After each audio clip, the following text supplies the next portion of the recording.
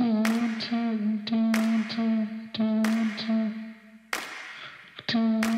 Love, 19. He's start-up mom.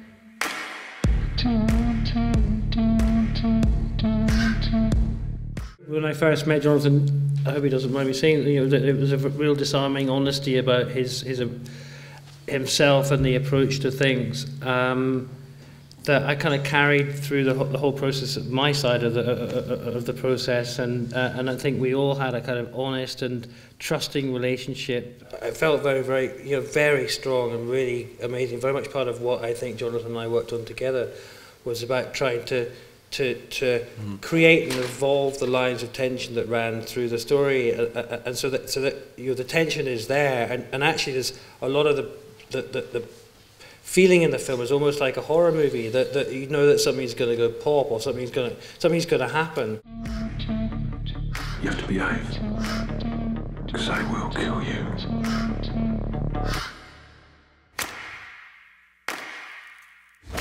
I was quite fortunate in being unfortunate enough to know my own sort of real life references for this sort of character. And it was a character that has always intrigued me anyway, throughout my career, before it was a reality, you know.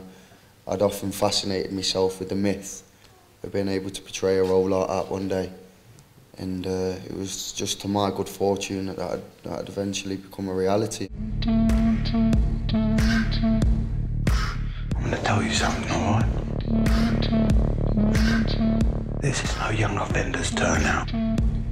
We edited the film very, very quickly, and the edit is kind of representative of what we were shooting. It's not. It's not very much not a film that was constructed editorially. It was just, you know.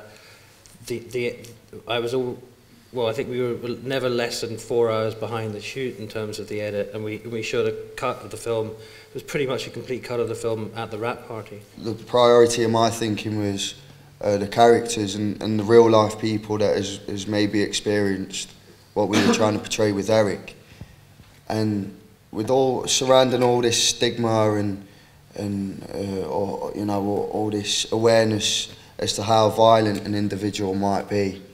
One thing I personally found very striking was the most violent characters I've met were actually very pleasant and calm and warm individuals. So the way that the reality differed from the stereotype was something that I'd personally fascinated myself on, and even prior to this project, you know, I find it's a pretty interesting trait in someone to be capable of certain extremes of violence, yet so comfortable in their own skin enough to, you know, be very pleasant. He's suffered enormous emotional trauma. It's not always possible for you to be there to protect him.